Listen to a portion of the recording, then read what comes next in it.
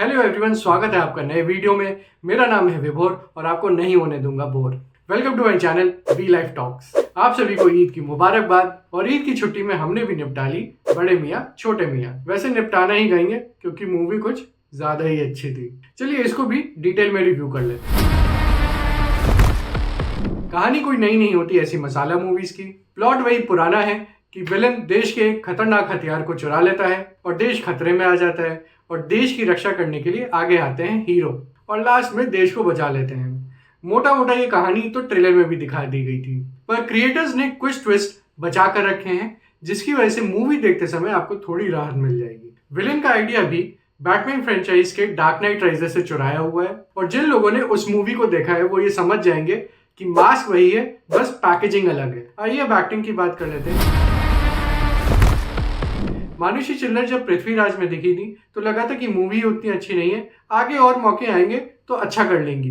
पर यहाँ भी उन्होंने एक्शन तो किया पर एक्सप्रेशन देना भूल गई। अलायव का क्या ही कहें, उन्होंने इतनी उम्दा एक्टिंग की है कि ऐसा लग रहा था कि किसी न्यू कमर को ऑडिशन देकर चांस देते तो बेहतर रहता। टाइगर श्रॉफ के जोक्स पर एक पॉइंट ऐसा आता है कि मूवी के अंदर ही एक्टर्स उन पे नहीं हंसते, तो क्रिएटर्स ने ऑडियंस से क्या ही उम्मीद की थी। अक्षय जी के हिस्से में कॉमेडी सीन्स इसलिए नहीं आए हैं क्योंकि उनका रोल जो है वो सीरियस टच लिए हुए है और ऊपर से लचर स्क्रीन प्ले के चलते वो कुछ खास असर नहीं छोड़ पाते हैं। पृथ्वीराज सुकुमारन ही है जो मूवी में थोड़ा असरदार लगे हैं। अब बात कर लेते हैं मेरे स्पेशल पॉइंटर्स की।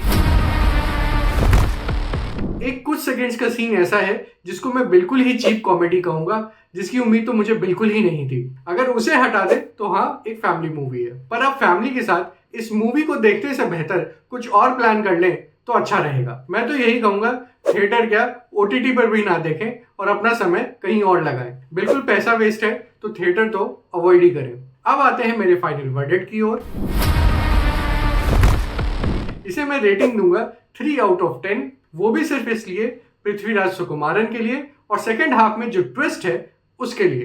देखिए, मास एंटरटेनर्स का बॉलीवुड क्या हॉलीवुड में भी घुमा फिरा कर कहानी सेम ही होती है, बट ऐसी अच्छी मास मूवी बनाने के लिए प्रेजेंटेशन और कन्विक्शन लगता है जो यहाँ मिसिंग था। एक्शन सीक्वेंसेस में कोई लॉजिक नहीं था। हाँ, ऐसी मास मूवीज का एक ऑडियंस जरूर है, पर लोगों को बेवकूफ समझकर ओवर कॉन्फिडेंस में कुछ भी दिखा देने से बात नहीं बनेगी। जबकि डायरेक्टर अली अब्बास जाफर तो टाइगर जैसी मास एंटरटेनिंग मूवी कर चुके हैं। उसमें तो हीरो का एक्शन लॉजिक और प्लानिंग के साथ दिखाया था, इसलिए उनसे बेहतर की उम्मीद थी। डायरेक्टर अली अब्बास पृथ्वीराज का भी पूरा इस्तेमाल नहीं कर पाए। एक्शन एंड कॉमेडी का तड़का जो इस मूवी में लगाया गया है वो फिट नहीं बैठता और इस मूवी को ले डूबता है। बहुत से लोग ये बोल रहे हैं कि अक्षय जी और टाइगर अब फ्लॉप साबित हो चुके हैं। मेरा मानना हमेशा से ये रहा है कि अगर आज कोई फ्लॉप हुआ है और उससे पहले उसने दमदार परफॉर्मेंस दे रखी है तो इसका मतलब बस ये है कि एक अच्छी फिल्म की दरकार है। पर टाइगर श्रॉफ के लिए मैं जरूर कहूंगा कि एक्शन के अलावा भी